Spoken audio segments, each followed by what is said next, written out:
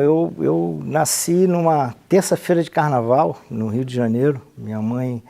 A minha mãe era costureira, tem uma história muito legal do meu pai e da minha mãe, que a minha mãe era costureira e meu pai veio da roça mesmo, de Minas Gerais, e os dois se encontraram no Rio de Janeiro. Ela estava estudando para ser freira e se apaixonaram e aí eles foram morar juntos e tal. E me tiveram, e isso foi numa época de 1965, eu nasci. Em 66 deu uma grande enchente no Rio de Janeiro, e também foi um momento difícil que eles me contam, né? Então eu tive, e meu pai, a minha mãe sempre trabalhou nessa área de costura, sempre trabalhou muito nessa área, mas ela já tinha o segundo grau, ela era uma pessoa mais esclarecida culturalmente, né, do que meu pai. E aí me levava muito para a coisa do estudo, né? E o meu pai trabalhava numa casa de família de pessoas muito ricas no Rio de Janeiro, a família Paula Machado, Guilherme Paula Machado. E ele sempre trabalhou com essa família desde que ele chegou no Rio. E ele foi trabalhando dentro dessa família, só que era aquela coisa, ele trabalhava e o filho e eu era sempre colocado em colégios dentro do que os patrões queriam que a gente estudasse, entende? Então eu estudei, tinha um colégio que eles eram proprietários do Jockey Clube Brasileiro no Rio de Janeiro, tinha um colégio dos funcionários do Jockey, eu comecei a estudar ali, só que eu sempre fui um bom aluno, eu sempre gostei de estudar, era uma coisa minha, né? Sempre gostei de ler e tal. E eu fui me despontando dentro da questão do colégio, assim. Quando eu fui fazer o segundo grau, a família, Paulo Machado, olhou para mim e falou assim, não, nós vamos te colocar num colégio bom, que eu acho que na cabeça deles eu iria um dia trabalhar para eles no banco, eles tinham um Banco Boa Vista, ou uma coisa nesse sentido. E aí eu fui para um colégio muito bom no Rio de Janeiro, fui para esse colégio e fiz todo o meu segundo grau ali. E aí que começou a coisa do jornalismo e da escrita, né? Que a gente estava falando agora há pouco sobre os livros. Porque até então eu não tinha assim uma ideia, vou ser jornalista, eu não tinha essa coisa assim de que... eu sempre gostei de ler, sempre fui, mas nunca tinha criado um senso crítico sobre as coisas que eu lia, né? Você recebia as coisas, mas nunca tinha criado. E nesse colégio, no segundo grau, tinha um professor de português, Gonçalves, que tem até uma estátua dele lá no Rio de Janeiro, no Largo do Machado ali, tem uma estátua dele, porque ele era um professor assim que ele te cativava. Então uma vez logo no primeiro ano, ele chegou e me deu 4 livros e falou assim, quando tu puder, tu traz de volta. E passou o final de semana e na segunda-feira eu já trouxe de volta os livros, né, lidos. Aí ele ficou espantado, assim. E aquilo foi criando uma intimidade entre eu e ele, de literatura, E aí quando foi para decidir o que a gente ia fazer o vestibular, que tinha o nefasto vestibular, que a gente tinha que criar isso, né, para ser alguém na vida. E aí, no meu caso, principalmente porque eu fui o primeiro a ter o acesso à faculdade da minha família, tanto do lado do meu pai quanto do lado da minha mãe. E aí, quando foi me dado a oportunidade de fazer o vestibular, eu falei, o que eu vou fazer? A família dos patrões do meu pai queria que eu fizesse direito. Eu queria, de amor, eu queria fazer filosofia, né? E aí me foi dada a oportunidade de fazer comunicação, que tinha o curso de comunicação, mas eram universidades pagas, não tinha na Federal. E aí era na PUC e na Santa Úrsula, na época. E eu fiz todos os vestibulares possíveis, gente. Eu fiz todos e aí eu passei para Direito na UFRJ, passei para Filosofia na UF, que é em Niterói, e passei em terceiro lugar na PUC, em Comunicação. Aí, quando eu passei em terceiro lugar na PUC em Comunicação, o doutor Francisco, que era o patrão do meu pai, tinha estudado lá. E ele falou, não, tu vai estudar na PUC, e a gente vai pagar. E aí, só que aí quando eu fui fazer a minha inscrição, eu descobri que eu tinha 50% de bolsa, porque eu tinha passado em terceiro lugar. Bom, aí eu descobri essa questão da bolsa, né, que eu tinha 50% da bolsa. E aí foi legal porque, assim, eu já tinha na minha cabeça, assim, que eu não queria depender mais tanto daquela família, né.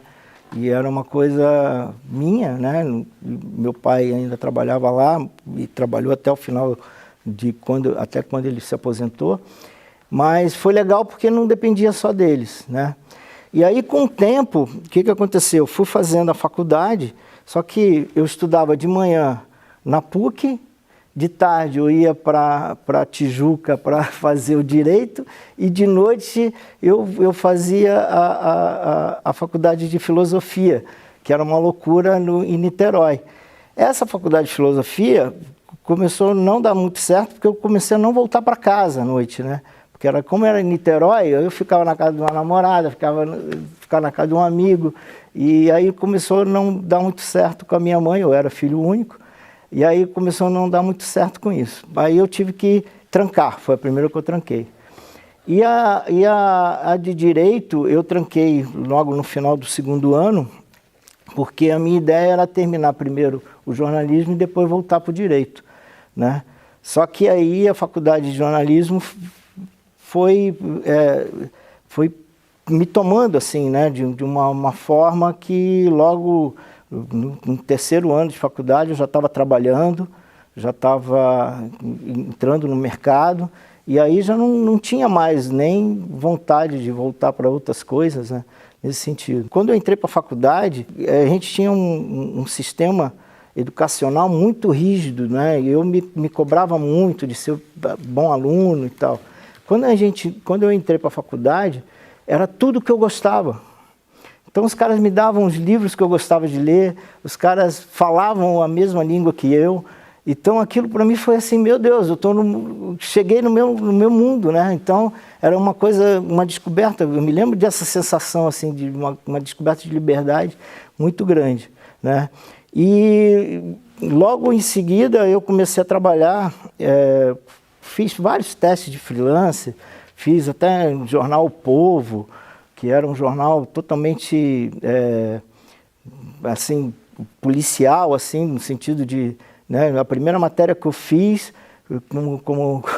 como repórter, assim, de freela, eu cheguei lá, o fotógrafo daqueles bem antigos, assim, que fumavam pra caramba, aqueles caras que falavam direto com o delegado e tal, descobriram um corpo, não sei aonde, aí fomos lá, aí o cara tava com a cabeça, o cara tava com a cabeça cortada, assim, e o fotógrafo pegou a cabeça do cara, botou aqui, deu capa de jornal, e eu escrevi aquela matéria. Aí quando eu escrevi aquela matéria, saiu meu nome lá, ainda saía meu nome todo, Marcelo Passamais da Silva, meu pai falou assim, não, tu não vai trabalhar nisso, tu não é isso que vai. E aí ele tinha um amigo, através dessa família, ele tinha um amigo que me indicou para fazer freela na Block Editores, que era a Block, né, o conglomerado Block que ficava ali na Glória, no Rio de Janeiro. Então já tinha televisão, a TV Manchete, já tinha a rádio Manchete, e tinha várias revistas. Dentro disso tinha a revista Amiga, Manchete, Ele e Ela, Mulher de Hoje, todas as revistas. Então era um prédio e no oitavo andar, no terceiro andar, era só as revistas. Então você entrava como freelancer, você fazia matéria para todas as revistas, dependendo de ti vender as matérias que tu queria fazer, né?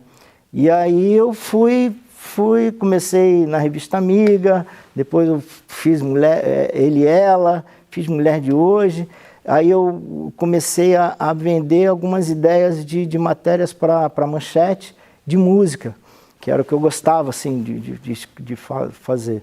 Então aí eu comecei a juntar, assim, inventei umas matérias. A primeira que deu certo, que emplacou na Manchete, foi que eu juntei o Lobão com o Bezerra da Silva. Aí eu fiz 10 perguntas iguais para o Lobão e para o Bezerra da Silva, e aí juntamos, e aí a gente fez uma matéria, deu uma matéria dentro da Manchete e tal. E aquilo ali foi legal. Depois eu fiquei trabalhando ali, de freela 1 ano, depois fiquei mais até o final da faculdade, ainda não tinha o curso formado, né? Na época eles pediam para ser contratado, tinha que ter o diploma. Quando eu tirei o diploma, em 88, ficaram me enrolando para me contratar, porque na verdade, valia muito mais a pena para eles eu ficar de freela para todas as revistas do que me contratar por uma fixa. Hoje eu entendo isso, mas na época eu não entendia. E fiquei muito bravo assim, com essa história.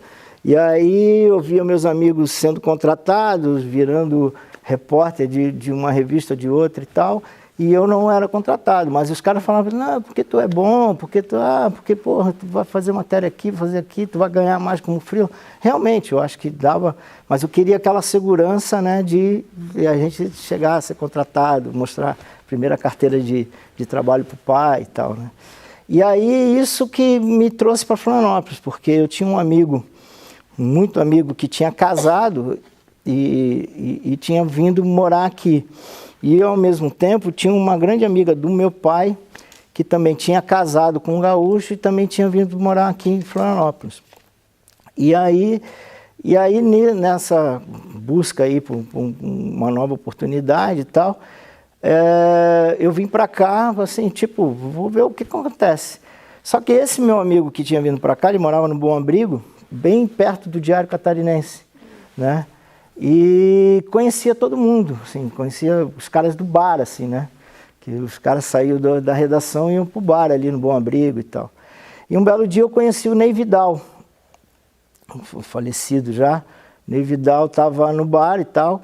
E aí eu falei para ele, pô, eu tô assim e tal, trabalhei. Aí ele falou, cara, vem trabalhar comigo. O Ney Vidal estava trabalhando no Jornal Estado, tinha ido para o Santa.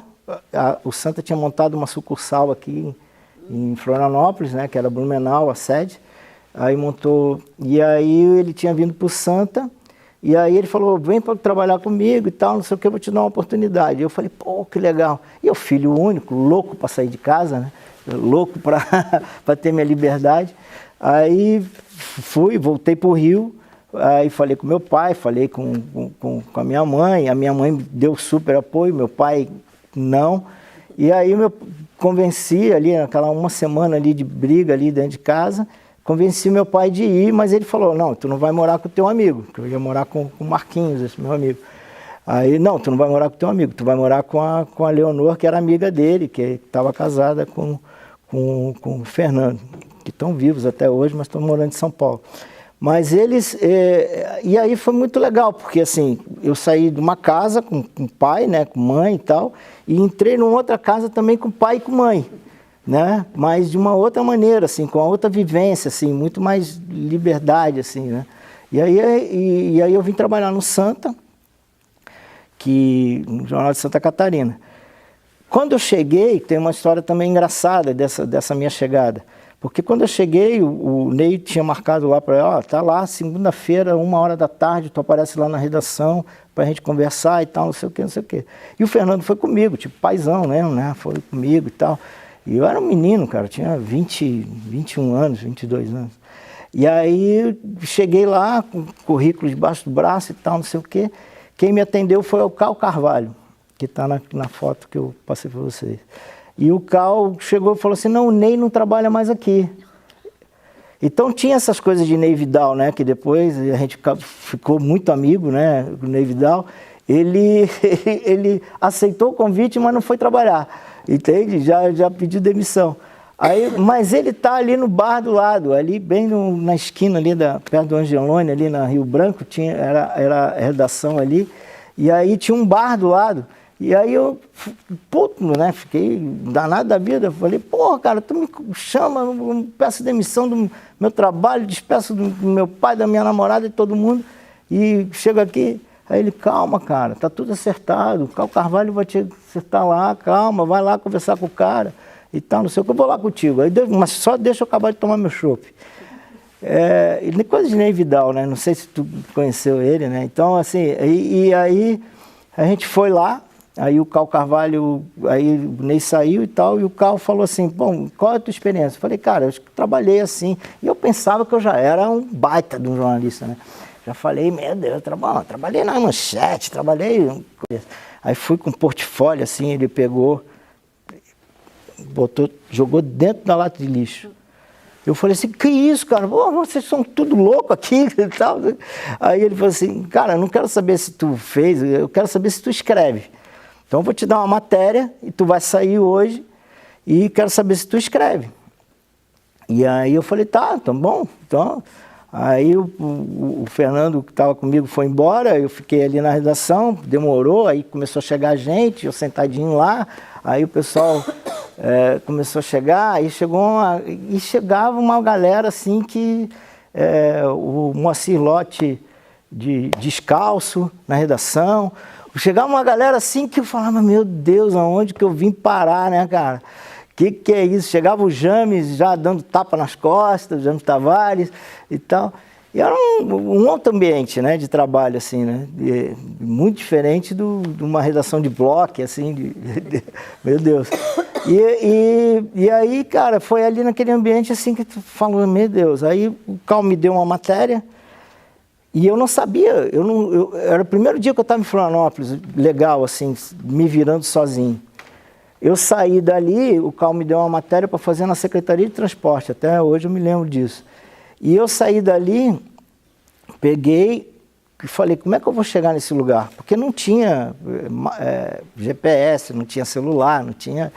E aí eu vi uma banca de jornal que tinha um mapinha, lembra que vendia os mapinhas assim na banca de jornal. Eu fui lá, comprei um mapinha daquele de Florianópolis, do centro de Florianópolis, e achei a rua onde que era e tal, e fui. Cara, aquele mapinha, eu sei que ele andou no meu bolso, acho que bem um ano, assim, aquele mapinha amassado, assim, era o meu guia, assim, né, para trabalhar.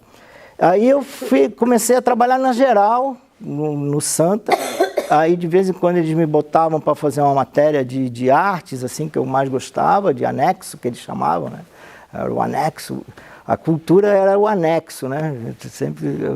A Nelly Pedroso sempre falava isso, né? Quando a Nelly veio trabalhar comigo, a Nelly falava assim, pô, a cultura sempre foi tratada como um anexo, né? E já era naquela época. Enfim, aí a gente começou a trabalhar ali em Geral e tal, aquele vai e vem.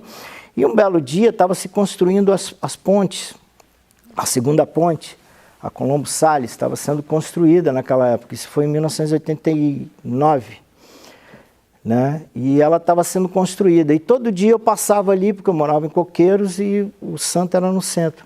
Todo dia eu passava ali e eu via os trabalhadores andando em cima das pontes, sem segurança nenhuma, sem segurança nenhuma.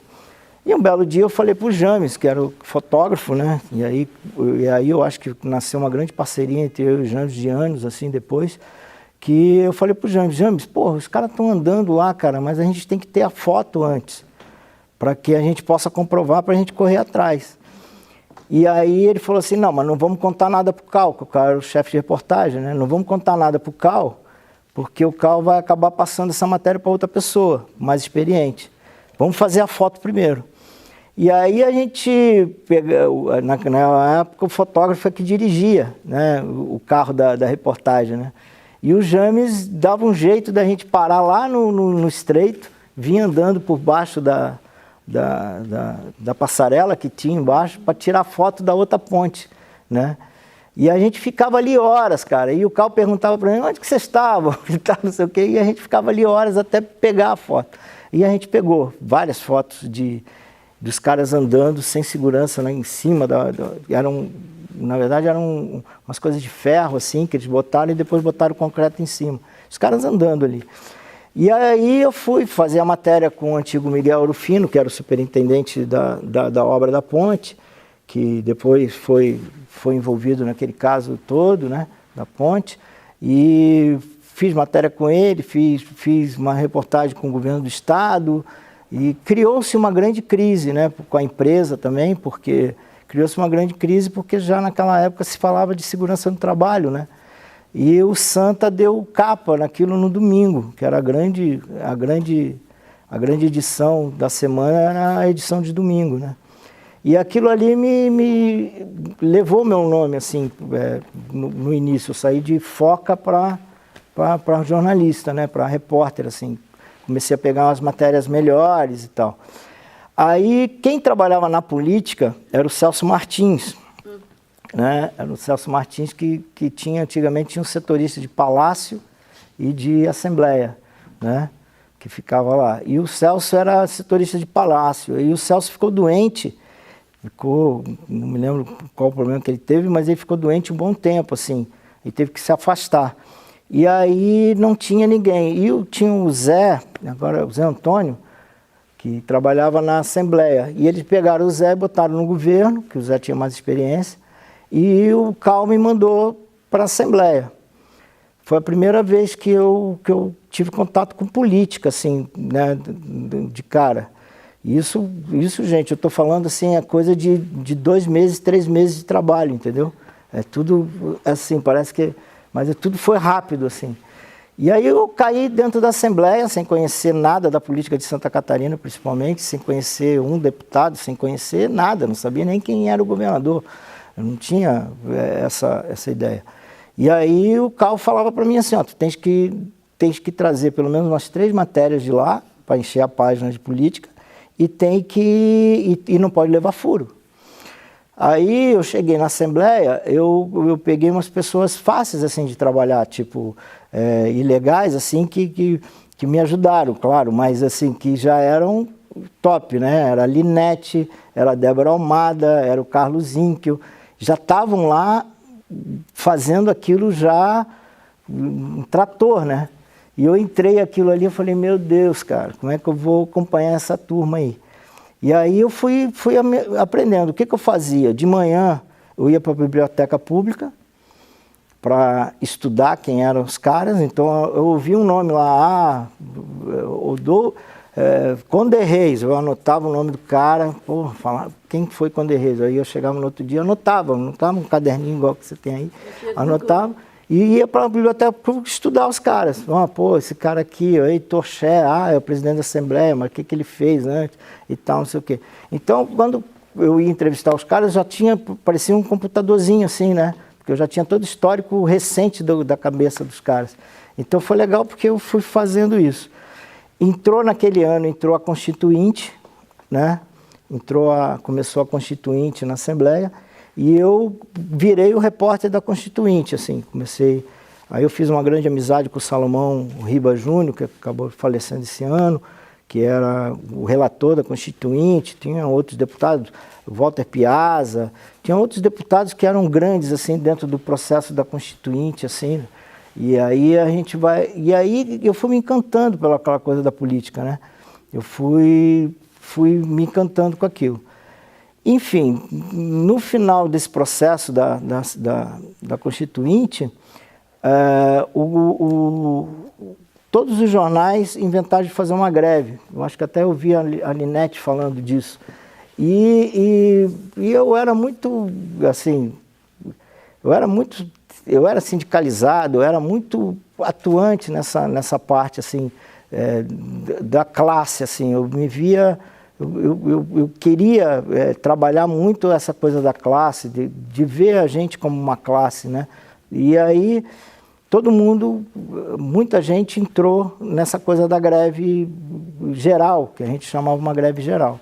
E nós fizemos, no Santa a gente fez greve geral mesmo, no Diário Catarinense, no Estado, onde a galera fez. E o que aconteceu? Toda essa galera que fez aquela greve geral foi demitida. Mas não foi demitida assim, tá aqui a tua carteira de identidade, de trabalho, tá aqui o que a gente deve para vocês, não.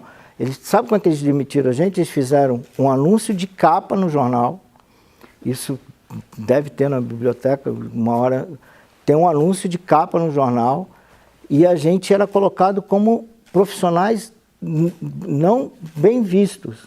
Não sei se já falaram isso para você. E tinha uns nomes de todo mundo. Então estava o meu, acho que está ali, né, um monte de gente, né? Enfim, quem foi, o James, todo mundo foi demitido e, assim, e sem direito. Eu não consegui, eu fui só pegar a minha carteira de trabalho do Santa 2 anos depois. 2 anos depois, através do sindicato, dos jornalistas, que a gente entrou com uma ação e tal. E porque eles demitiram a gente assim, ó, vocês não são pessoas mais benquistas. Então, a gente não arrumava emprego, nem no Estado, no Diário, estava uma lista ali. E aí eles trouxeram um monte de gente nova, do Rio Grande do Sul, principalmente, do Paraná também veio muita gente. E apareceu todo mundo, claro, procurando emprego. Eu não queria saber se quem tinha sido demitido antes ou não, nem culpo as pessoas que foram para o lugar da gente. Só que aquilo criou um desespero na gente muito grande, assim, né? Todo mundo... Eu não era casado, não tinha família, mas, por exemplo, o James já era e tal. E aí foi que eu tive a ideia, nessa história, de começar a tentar fazer alguma coisa de assessoria de imprensa. Foi uma época que eu até pensei em voltar para o Rio de Janeiro, né? Mas aí foi muito rápido assim, as coisas que aconteceram. E aí eu peguei o James um dia e falei assim, James, vamos vender assessoria de imprensa. O que é assessoria de imprensa? O James nem sabia. Falei, cara, vamos fazer jornalzinho para o deputado. E estava entrando entre 89 e 90 que eles começariam a fazer campanha, tá entendendo? Então, o que aconteceu? Aí eu fui lá no Jornal Estado, tinha agora, como é que é? O Smart Lindgren, né? Que eu cheguei para ele e falei assim, Osmar, se eu trouxer uns jornais para rodar aqui, pode rodar? Ele falou, não, vocês pagando, pode rodar o que quiser.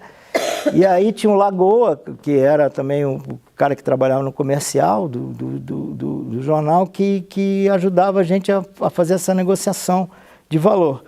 E aí a gente começou a vender, a gente ia de porta em porta nos deputados, só eram 40 deputados na época, a gente ia de porta em porta nos deputados vendendo a ideia de fazer um jornalzinho sobre a campanha para a campanha deles.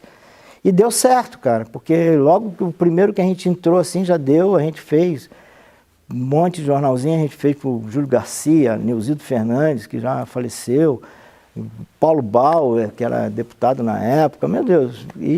E tinha um cara chamado Paulo Afonso Vieira, que tinha sido secretário da Fazenda, se não me engano, do Pedro Ivo, e aí o Paulo Afonso ia sair candidato pelo PMDB na época, eu acho, como candidato do governo. Ele estava muito lá embaixo nas pesquisas e tal, não sei o quê. E aí um belo dia ele falou assim, cara, eu estou precisando de alguém para trabalhar comigo nessa área de imprensa, porque eu não tenho ninguém e eu tenho que fazer o meu nome. E aí eu, moleque, falei, vamos nessa. E aí eu fui eu, o James, o Roger Bittencourt, que também estava desempregado, o Paulo Arenhart, e a gente fez a primeira campanha do Paulo Afonso, assim, e era uma campanha muito engraçada, porque a gente não tinha, a campanha não tinha muito dinheiro, e a gente não tinha recurso, né? Não tinha celular, não tinha fax, não tinha nem fax ainda. Então era uma coisa assim, que eu chegava nos lugares, ligava, aí o Roger ficava aqui, eu tinha que falar, cantar o texto todinho para o Roger escrever, aí passar aquilo, escrever tudo, para levar para os jornais depois, bater a máquina, passar para o mimeógrafo, mandar pelo motoqueiro, enfim, foto, era telefoto, nem sei, até hoje, eu nunca entendi como é que telefoto funciona, porque era um negócio que era uma coisa muito louca, era uma caixa desse tamanho, que pegava os sinais da foto, tinha que revelar, primeiro que tinha que revelar a foto, né, em preto e branco, para depois a gente passar. Então era uma loucura, uma viagem muito grande. Uma outra história também que é uma matéria muito importante, que está naquele livro Reportagens Inesquecíveis ali que eu botei, que é com Pedro Ivo, falei o nome dele agora. O Pedro Ivo começou a dizerem que ele estava doente, que tinha ficado doente, ele tinha se ausentado algumas vezes do governo e tal, mas ninguém sabia o que ele tinha, porque a gente está falando aqui de ditadura militar ainda, né, gente? Então, assim, ainda era uma época de ditadura militar. E o Pedro Ivo era militar, tinha sido militar, e era um governo muito esquisito, assim, muito separado e a gente tinha um medo, assim, de de fazer assessoria, de chegar na assessoria de imprensa até, era o Aldo Grangeiro que fazia, uma coisa muito formal, assim. E eu e o James, a gente teve uma dica de que ele estava internado aqui no Celso Ramos.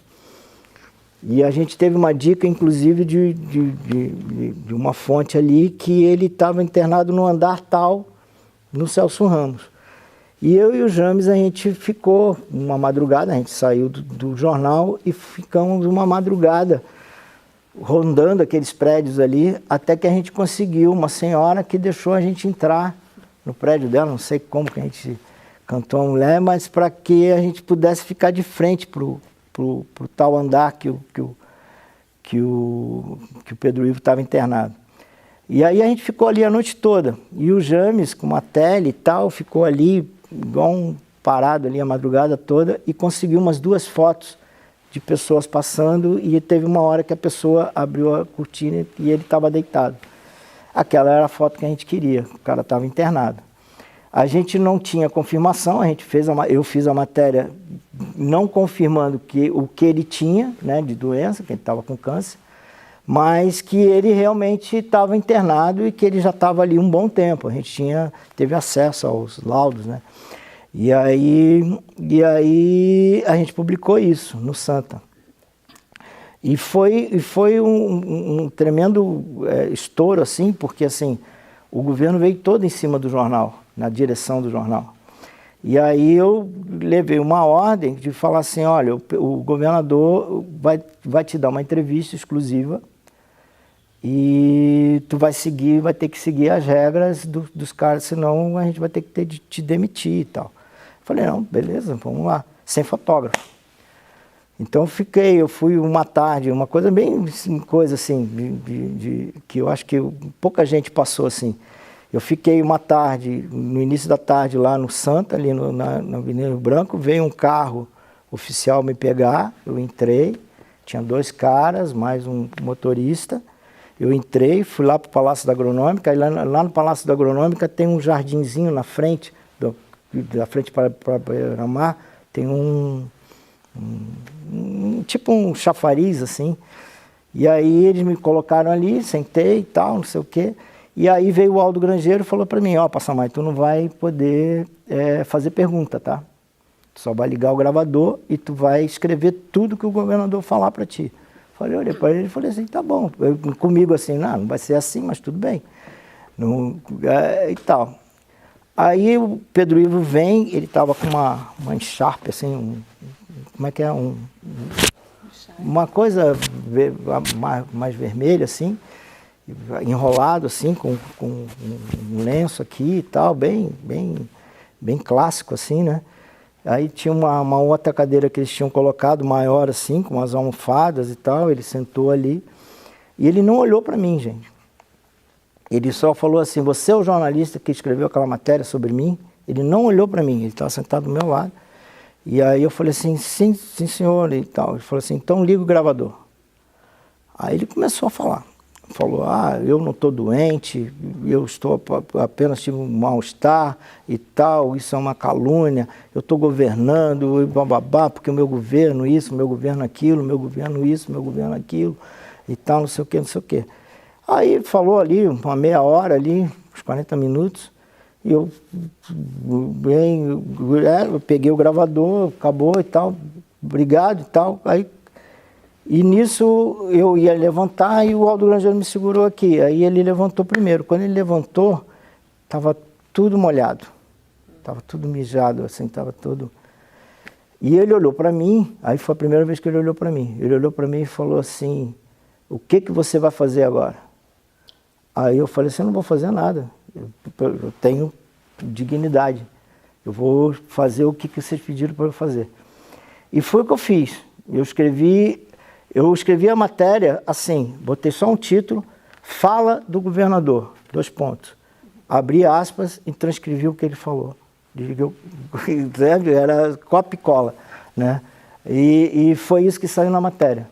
Foi isso que saiu na matéria. Isso é uma coisa que eu guardo assim, porque foi a primeira vez que eu tinha lidado com a coisa do ser humano, né? Que tem um outro lado que a gente, às vezes, como repórter, a gente é muito duro. né, com a reportagem, com a pessoa que a gente critica, e aí foi a primeira vez que eu lidei assim, porra, tem um ser humano ali do lado. E aquilo foi uma coisa muito chocante para mim na época, assim. A gente está falando de uma Florianópolis dos anos 80, né? Então, assim, é muito engraçado isso que você está falando, porque assim, a gente era muito amigo, né? Eu vi poucas brigas, assim, as brigas que a gente teve, que eu vi de dentro de redação, era briga por texto, era briga por foto, era briga editorial, assim, porra, tu vai botar esse título, como não? Vamos... Então, assim, era briga de querer mais, entende? Era briga de querer o melhor, na verdade. Mas, assim, o relacionamento era muito legal, assim, em todo mundo. E tinha essa coisa do diferente, né? Para mim, pelo menos, que vinha do Rio de Janeiro, garoto Zona Sul, nascido e criado em Botafogo, cara de praia e tal. Então, assim, Florianópolis tinha isso, mas tinha esse outro lado mais... de uma realidade que eu trabalhava com os caras mais velhos, assim, né? Então, assim, por exemplo, falei do Ney Vidal, falei do Cal Carvalho, eram os caras que, pô, o Nelson Rolim, que depois eu fui trabalhar com ele anos ali na Secom, quer dizer, eram caras que passaram pela ditadura mesmo, que alguns foram até guerrilheiros mesmo. Então, assim, eu não tinha essa visão, né? Como um garoto Zona Sul do Rio de Janeiro, eu não tinha essa vivência, né?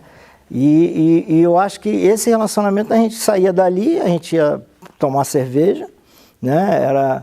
Cada um tirava um pouquinho e pagava um pouquinho que tinha ali para a gente tomar a nossa cerveja. E das cervejas é que saíam as grandes pautas, cara. Porque a gente tinha que pensar assim, a gente tinha que, por exemplo, eu produzia 3, 4 matérias por dia como repórter da Assembleia. Mas eu tinha que produzir pelo menos umas 2 pautas especiais no final de semana para emplacar. E a gente tinha que trabalhar em caderno, porque onde que a gente ganhava dinheiro era nos cadernos especiais. Então a gente ficava imaginando como é que a gente podia fazer um caderno diferente para a gente ganhar um dinheiro a mais para trabalhar. E essas cervejadas que a gente fazia, e depois era uma vida muito boêmia, na verdade, né? A gente tinha uma vida muito boêmia, de bar mesmo, de fumar, de ficar horas e horas, né? Na casa de alguém. Sempre tinha um que tinha uma casa numa praia, a gente ia para lá. E aí é que nasciam as grandes pautas, né? Porque aí a gente tinha uma convivência assim, porra, vamos fazer uma pauta diferente e tal. E aí esse relacionamento... não se tem mais hoje, né? Hoje trabalha tal hora, vai embora, né? E não tem mais essa coisa de levar para casa o amigo, né? Por exemplo, o Cal, ele foi meu chefe durante alguns anos ali, depois eu voltei a trabalhar com ele, e o Cal era meu amigo, sabe? O Cal me ajudou a alugar o meu primeiro apartamento, sabe? Me levou um fogãozinho, 2 bocas assim, para eu começar a cozinhar em casa, sabe? Então, assim, era uma coisa de amizade, né? O James é um cara que eu tenho um carinho por ele até hoje, quase todo dia a gente se fala, sabe? E é uma coisa assim que criou-se uma história daquilo ali e que voltou muito depois que o pessoal, Mário Medalha, a Lena Obst, eles criaram aquele grupo do Jornal Estado, que voltaram a fazer festa, se reunir, jantar e tal, mas a gente se via, né? Porra, era uma alegria muito grande, cara, de ver as pessoas, de saber como é que as pessoas estão, que a gente não se vê mais, né? E a cidade era outra também, a cidade era Quibelândia, a cidade era Praça 15, era menor, assim, então era muito mais fácil a gente viver isso, né? Com o Paulo Afonso ali, com essa assessoria do Paulo Afonso, começou, porque aí a gente fez a campanha contra o Wilson Kleinbing. E depois, quando acabou a campanha, o Kleinbing ganhou o governo, né? O Paulo Afonso ficou em 2º ou 3º lugar, nessa primeira eleição em 90, e aí o Cal Carvalho estava no Diário Catarinense e me chamou na editoria de política para trabalhar no Diário Catarinense como repórter. E eu fui. E aí a gente fez aí me colocaram de propósito para ser, na época tinha o bolo de noiva, que se chamava porque o governador ele era eleito em novembro, mas ele só tomava posse em março, não sei se vocês lembram, não era 1º de janeiro. Então tinham 6 meses ali do nada, né? E o cara era, mas não era. Então, e aí a gente chamava bolo de noiva, porque o cara se estabelecia num lugar, já começava meio que a administrar, a Rosane lembra disso, e a gente tinha que ficar lá sabendo que o cara, quem vai ser o secretário, quem vai ser não sei o quê, qual é a proposta. Era aquele lenga-lenga todo dia. E me botaram de propósito, como eu tinha feito a campanha do Paulo Afonso, me botaram de propósito para ser o repórter do bolo de noiva do Klein Bing. E eu enchi muito o saco do Klein Bing, enchi mesmo. Eu era um repórter chato, assim, de questionar as coisas e tal. E nessa época teve a época do Collor também, né? Foi a época que foi eleito o Collor, foi o nosso primeiro presidente eleito e tal. E aí existia uma coisa de comparar muito o Klein Bing com o Collor, né? Porque eles eram do mesmo partido e tinham essa coisa assim de comparar muito. E um dia eu cheguei para uma fala e como eu trabalhava lá no bolo de noiva, eu fiquei sabendo que o Klein Bing estava começando ele fumava muito e tal, mas ele estava começando a se cuidar para poder assumir em março. Ele estava começando a fazer, correr e tal, cuidar um pouco do físico. Aí eu falei, porra, é a oportunidade da gente vincular um ao outro, né? Botar o Collor andando de jet ski lá e o Klein Bing nadando ali na Praia da Daniela. E eu falei para Mafalda, tu topa a gente pegar ele? Aí eu fiquei sabendo que ele só nadava tipo 5 horas da manhã. Ele saía às 5 horas da manhã, tinha um cara, tipo um personal na época, que ia correr com ele na Praia da Daniela. Aquelas coisas de fonte, né? Até hoje eu não posso falar quem foi a fonte, mas tinha as coisas de fonte. E aí a gente ficou sabendo disso. Eu falei, Mafalda, tu topa? O Mafalda trabalhava no diário. Aí o Mafalda, porra, vamos pra lá. Aí o Mafalda tinha um carro velho pra caramba, nem me lembro qual era o carro. O carro quebrou umas 2 vezes antes da gente chegar lá na Daniela. Mas chegamos. Aí ficamos lá na praia deitado, cara, na areia. Deitado na areia. A gente sabia que a casa dele era ali e ele vai passar aqui. Então a gente ficou deitado na areia, cara, tipo em trincheira, assim, sabe? Uma falda com a tele. E daqui a pouco eles passam, né, cara? Tudo tinha que ter a foto antes pra gente poder escrever a história, entendeu? Cara, essa é um grande casamento que não existe mais, né? Infelizmente, né? Infelizmente, porque era um olhar muito diferente, entende? O Mafalda, os grandes fotógrafos, né? Aqui a gente está com a Rosane aqui, que trabalhou também comigo. Pô, o olhar deles transformava a nossa matéria, entendeu? Pô, quantas matérias eu fiz e aí pensava numa coisa, aí o James vinha com a foto assim, já cortada, já fala, cara, olha essa foto aqui, vamos dar essa? Aí eu já, puta, a história já mudou, entendeu? Porque tinha que contar a matéria a partir da foto. E era um grande casamento, né? Porque os caras não eram só fotógrafos, não era só essa coisa hoje de celular, de selfie, não. Eles tinham um olhar jornalístico para a matéria, né? Eles entravam na pauta muito mais do que a gente até, porque eles buscavam sempre um olhar diferenciado para completar a história que a gente estava contando no texto, né? E essa história do Klein Bing, que a gente fez, a gente botou na capa do Diário Catarinense, ele saindo da praia, assim, e tal, e aí a gente fez essa junção com o Collor. E isso gerou a mesma coisa que gerou com o Pedro Ivo, ele ficou puto da vida, né? E me chamou lá. Aí eu falei, aí ele chegou para mim e falou assim, ó, eu vou acabar de uma vez por toda com esse negócio, entre eu e você. Aí eu falei, como assim? Aí ele falou assim, eu vou te contratar, tu vem trabalhar comigo. E foi o que aconteceu. Aí eu venho te contratar. Só que o salário era um disparate, assim, né? Na época, né? O salário de governo. E eu fui trabalhar. Aí quem estava no governo, na época, era o Raul Sartori, que era o gerente de imprensa, e o diretor de imprensa era o Tancredo, né? O famoso cueca. Aí o Tancredo, ele passou uns 6 meses, assim, ele brigou com o Klein Bing, assim, teve uma crise com o Klein Bing, e o Raul passou a ser diretor. Aí eu gerente, e eu sem experiência nenhuma, mas já era gerente de imprensa ali do governo do estado, e numa época, né, muito complicada, assim, final de ditadura, era uma complicação, assim. E aí o Raul foi chamado para fazer a coluna na Notícia, que era o grande sonho dele de ser colunista, assim, o Raul é um jornalista na essência, assim, né, de jornal mesmo, ele gosta dessa coisa. E aí ele foi chamado para ir para a Notícia, e para ele valia muito a pena por causa de horário, por causa da comodidade até de trabalhar no escritório dele na época. Então, enfim, aí ele foi, e eu de executivo lá, de repórterzinho que acompanhava o governador para lá e para cá, acabei virando diretor de imprensa do governo, assim, em 6 meses. Em 6 meses. E aí foi um grande aprendizado para mim dessa coisa da chefia, né? Que depois eu exerci durante um bom tempo na minha vida, assim, que dentro do jornalismo. Mas era uma coisa legal, porque era uma coisa de trabalhar com uma galera que gostava do que fazia, né?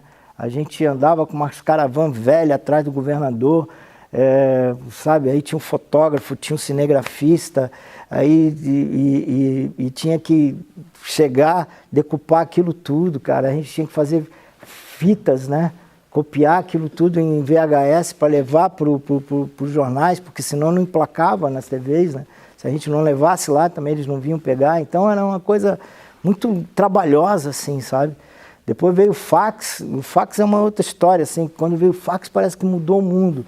Mas o fax, assim, tu escrevia a matéria, colava aqueles releases todos, um no outro, assim, e tinha um cara só para passar o fax, que o cara ficava lá ligando para todas as TVs, todas as rádios, e o cara ficava o dia inteiro ali passando aquela tripa de papel, sabe? Indo de volta, indo de volta. É uma história que a gente conta assim, parece que é coisa de louco, mas isso a gente está falando 20 anos, 30 anos atrás, né? E aí eu fiz os 4 anos ali com o Klein Bing. O Klein Bing saiu a candidato ao Senado, aí assumiu o Conde Reis. O Conde Reis pediu para eu continuar no governo ali com ele até o final, que também foi uma outra história, né? Porque o Conde Reis era uma volta ao passado, mas a volta, nem digo ao passado, mas ao tradicional, né? O Klein Bing era um cara mais agitado, assim. E aí o Conde Reis era um cara mais tradicional, não queria tanta publicidade, então as matérias eram mais devagar, eram muito mais oficiais do que eram antes. Então, assim, também foi um outro aprendizado, assim, de tu se adaptar de acordo com a quem você está assessorando, né? Então, foi nesse processo. Quando eu saí dali, eu fui para a Notícia, e aí eu já fui como chefe aqui da sucursal aqui de Florianópolis, para a Notícia chefiar aqui. Gente, eu não tinha experiência nenhuma, assim, da coisa... hoje eu vejo, né, que era uma coisa muito instintiva, na verdade. Né? Eu queria fazer, eu queria mudar, eu queria... E como eu era muito jovem, eu era muito ligado às novas tecnologias. Então eu sempre olhei pelo olhar novo da coisa. E quando eu comecei ali na Notícia, tinha toda aquela coisa de seguir, a sede era lá em Joinville, da família Tomasi, que era uma coisa familiar, uma coisa fechada, assim. E aí e aqui era uma outra realidade. E um belo dia eu cheguei lá, fui numa reunião lá de editor, e aí eu cheguei lá e falei para o Tomasi, falei, cara, a gente tem que criar uma linguagem para Florianópolis. O nosso jornal, a gente está perdendo para o Santa, a gente está perdendo principalmente para o Diário. O Diário era uma coisa moderna, legal, era um tabloide, né? E a gente estava com aquele coisa grandona, velha.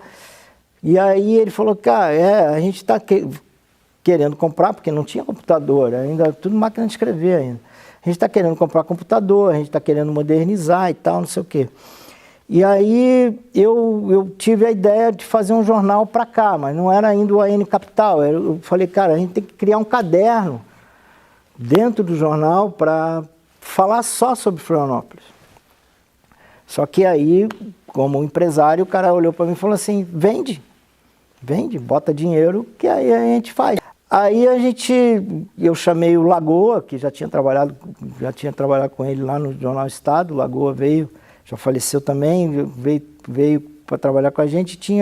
Agora não vou me lembrar o nome dele, eu acho que era Zeca, que foi um cara da parte comercial, que também veio também, que deu uma agitada. E eu peguei uns amigos que eu já tinha, assim, da área de publicidade da época do governo do estado, para criar um modelo. Então eu fui em várias agências que eu conhecia, falava assim, cara, eu preciso de um modelo, faz um desenho aí de um jornal para a gente fazer. Bom, enfim, nasceu a AN Capital. A gente foi nos anunciantes mais manezinhos que a gente tinha aqui, Queires, Quilar, na época era separado, bom, anunciantes mais manezinhos que tinha, e muita coisa a gente fez por permuta também, e a gente conseguiu botar o jornal. Só que a gente precisava, no início a gente precisava, era a mesma redação que trabalhava com a notícia, trabalhava com a AN Capital. Então aquelas matérias que eram mais Florianópolis, a gente botava na AN Capital, né? A gente começou a ter essa necessidade de criar uma redação nova. Quando foi para criar a redação nova, que a gente conseguiu, a direção do jornal viu que aquilo ali era uma coisa viável, né? E aí até então ele estava funcionando como um caderno dentro do A Notícia. E a gente queria tirar o AN Capital para fora, né? E aí ele virou a AN Capital. E aí a gente montou a redação. Então a gente começou a montar a redação. Eu falei assim, pô, mas eu tenho que chamar gente que não trabalha em jornal ainda, ou que tem uma experiência nova, para ter uma experiência nova. Aí eu peguei, por exemplo, o Frank, que morreu, o Frank Maia. Ele era cartunista de jornal de sindicato, assim, fazia algumas ilustrações para os jornais que a gente fazia para os deputados. Era um cara que trabalhava frila, assim, né? E ele brincava, sempre que eu encontrava o Frank, ele falava assim, esse cara aqui é o responsável pela minha primeira carteira de trabalho e tal. E aí eu falei, Frank, vamos trabalhar lá, vamos fazer. Não, mas eu não, porra, cara, eu não vou poder dizer o que eu quero. Falei assim, vai, cara, vai, vamos com calma que tu vai. E aí o Frank veio trabalhar, depois ele ficou trabalhando anos lá no AN Capital. O Ricardinho Machado era o colunista. O Ricardinho também não tinha espaço, né? Era um cara conhecido na cidade, mas não tinha espaço, né? Então a Rode veio com a gente, um monte de gente, Gilmar Corrêa também, que já faleceu, que eu falei agora há pouco da cultura agora. A Nery Pedroso também veio trabalhar com a gente. A Nery veio de Joinville até, para dar essa cara da cultura mais que eu queria botar no jornal e tal. E aí formou uma redação que ficou, eu saí e o jornal ficou. A gente ganhou prêmio com o jornal e tudo. Foi uma coisa muito legal, assim, profissionalmente, assim, que eu tenho como meu filhinho, assim, que foi uma coisa legal, assim. A linguagem comunitária, a linguagem para a cidade, né? Que ainda não tinha esse olhar do local, sabe? Que hoje a gente tem muito, assim, essa visão local. Antes era coisa muito estadual, então, assim, o jornal, o Santa era de Blumenau, então falava-se mais de Blumenau. A notícia era de Joinville, falava-se mais de Joinville, né? O Diário Catarinense era um jornal daqui, mas ele não tinha um sotaque daqui, né? Todas as pessoas que trabalhavam lá eram de fora. Pouca gente, o único, acho que trabalhava lá, que tinha destaque, era o Cacau Menezes, que era um cara daqui, que era o cara que trazia o sotaque manezinho para o jornal. Mas fora isso não tinha. Então era muito distanciado, assim, do olhar para a comunidade. Então a gente começou a falar, assim, do problema do Pântano do Sul, a gente começou a falar, entendeu? Dos ingleses, que ninguém falava, a gente começou a falar do problema viário, do problema de ônibus, né? A gente começou a falar desses problemas pequenos e as pessoas começaram a se identificar com isso, esse olhar mais de perto, né, para os seus problemas mais diários, né? Os jornais foram botando ali.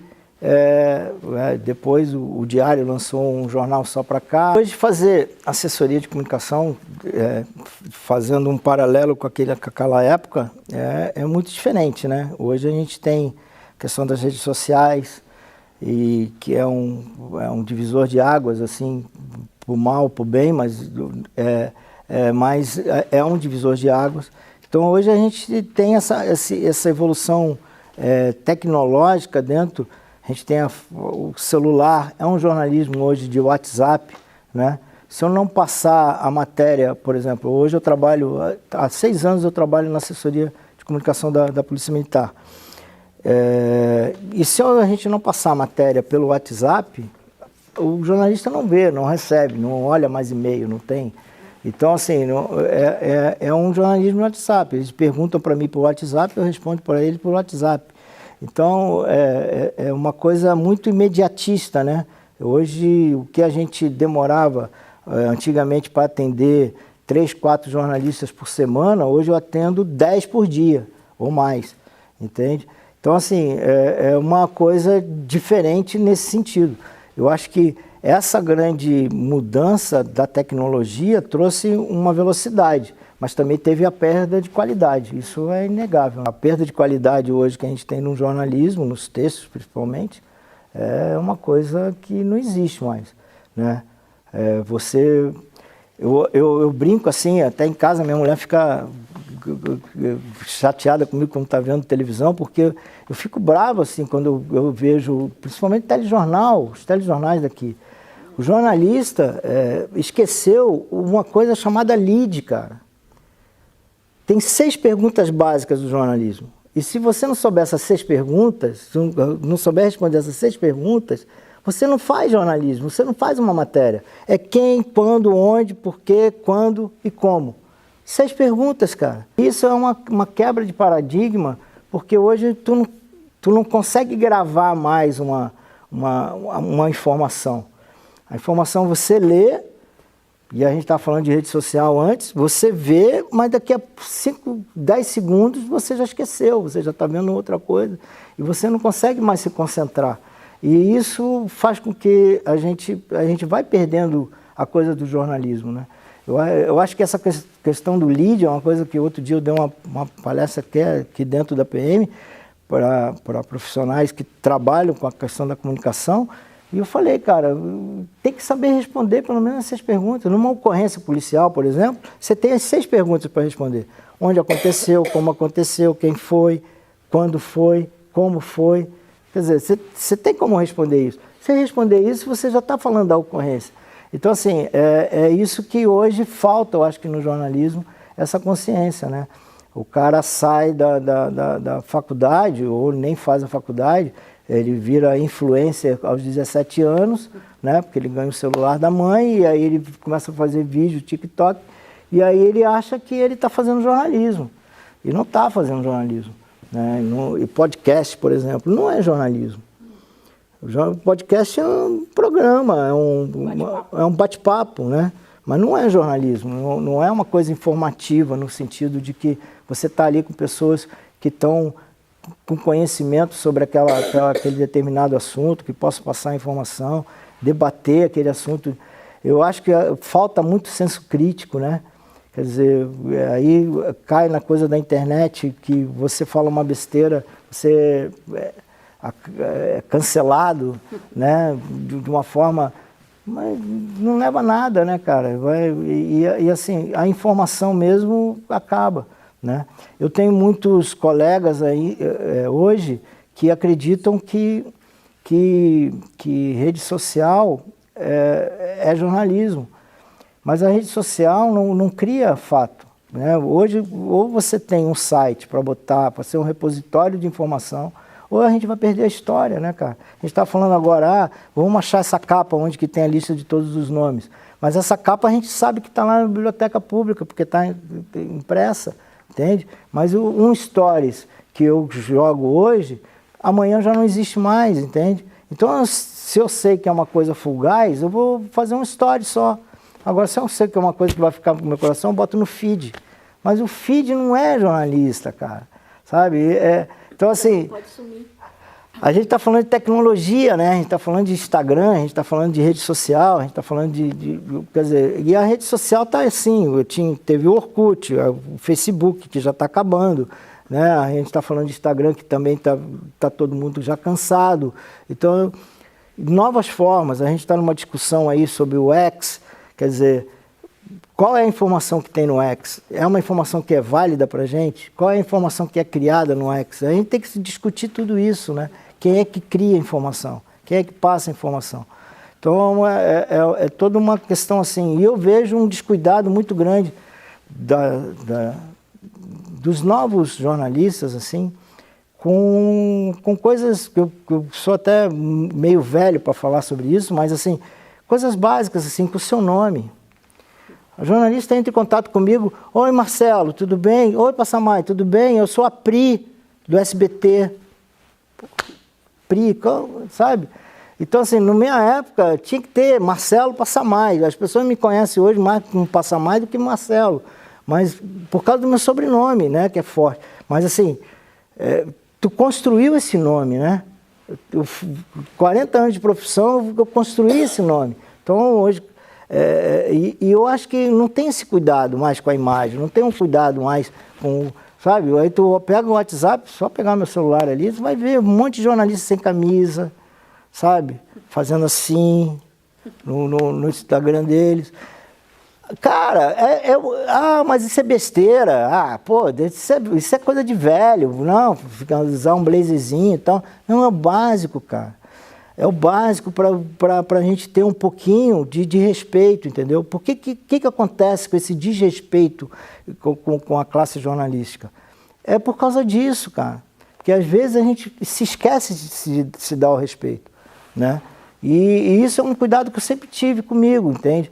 Tanto é que eu trabalhei com várias vertentes. Eu fui secretário de comunicação, que a gente não falou, mas eu fui secretário de comunicação da prefeitura no governo da Ângela durante 8 anos.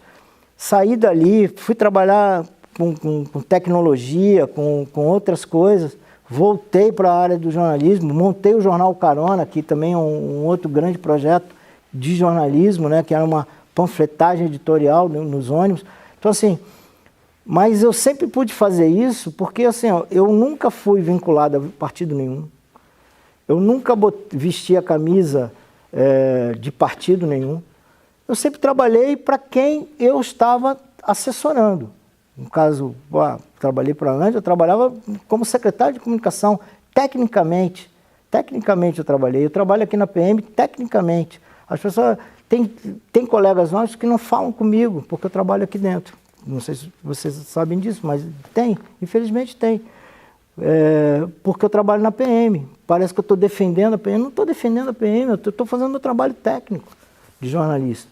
Então, assim, eu acho que tem que tirar um pouco essa coisa, sabe,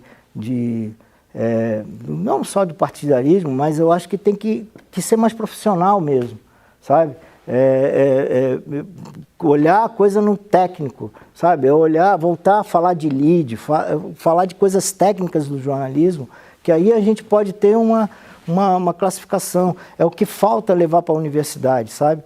A universidade, uma crítica muito grande que eu faço às universidades é que, assim, teve muita gente que saiu das redações e foi dar aula, principalmente na UFSC, né? Legal, mas essa galera já está se aposentando, é a Zeca, é o Auro Moraes, é uma galera que já está, né, saindo fora, né, Agora, os novos professores não têm experiência, cara. O cara se forma em comunicação, faz um mestrado, faz uma pós, faz um mestrado, começa a dar aula, mas não viveu na prática, sabe? Não tem experiência de uma redação. Claro que não, nem vai ter, porque talvez nem passe por uma redação, né? Nem interesse passar por uma redação, até pela questão financeira hoje. Esse olhar mudou muito, por exemplo. Os veículos de comunicação, eles foram os que mais perderam com isso. Os veículos formais, né? Aí a gente vai falar a gente estava falando aqui de grandes jornais editoriais, que a gente estava falando antes, Notícia, Santa, Diário e tal. E esses grupos, eles se desfizeram. Quem que imaginaria que um grupo como a RBS ia se desfazer em Santa Catarina, né? Então, assim, é isso que nada é eterno, né? Tudo é perene, não é perene. Mas, assim, a gente vê que essas modificações, alguns grupos Eu vi até o Mário Medalla falando isso do Jornal Estado, né, que o Comelli não se preparou para... E é verdade, não se preparou. E assim, os veículos formais foram os que mais sofreram com isso. E só que hoje os profissionais, eles acham que eles são os veículos, né? Então a gente pega aí alguns profissionais, principalmente de televisão, que acham que são deuses, assim, sabe? São estrelas, e não é, cara, só tá ali porque tem o canhão do teu patrão, entendeu? E assim, e tem que trabalhar com profissionalismo, né? Tem que ter um olhar mais profissional para as coisas. E essa formação é o que está faltando hoje, infelizmente. Cara, que tem um olhar carinhoso com o jornalismo. Com um olhar carinhoso com o trabalho que vocês fazem, né? Um médico, eu sempre faço esse paralelo, mas assim, o médico ele tem uma vida para cuidar. E nós temos, a nossa matéria-prima é a matéria, é a notícia, é a informação. Então vamos cuidar disso com cuidado. Não dá para jogar qualquer informação para o público, né? Não dá para jogar qualquer imagem para o público, né? A gente tem que ter um cuidado com isso muito grande. E eu acho que esse recado é imprescindível. Preste atenção na valorização da sua profissão. Se valorizem como profissional. E olhem essa questão que eu estou falando, repito de novo, do lead, que é uma coisa que é fundamental para vocês poderem criar um sistema de informação perfeito, entendeu? Da gente falar e vender a notícia como a notícia do fato que é, né? Porque hoje a gente vê várias versões. Tem fake news, tem criação de fake news, tem pessoas totalmente irresponsáveis que não tem compromisso nenhum com essa verdade, né? E o mundo tá entrando nessa história, né? De que, poxa, não, aconteceu, mas a gente está vendo as desgraças acontecerem e a gente não está nem aí, sabe? 7 pessoas morreram em São Paulo essa semana por causa de um temporal e ninguém fala nada, estão 4, não sei quanto tempo sem luz e vai ficando. A gente está falando disso. Essa é a diferença entre que é a verdadeira matéria. Fofoca e o cara ficar uma madrugada inteira ali, né, esperando. Uma coisa que a gente não falou, hoje o jornalismo de assessoria de imprensa, né? Que hoje, se não fosse as assessorias de imprensa, tanto de governo quanto de institucionais, o jornalismo morria, porque assim, o que o repórter faz? Ele te ouve, um lado, assessoria de imprensa. Ele me ouve, do outro lado, assessoria de imprensa. Ele junta as duas notas e faz a matéria. Então assim, se não tiver assessoria de imprensa hoje, não tem notícia. Não, e tem uns vai ficar pro fenômenos final. que a gente...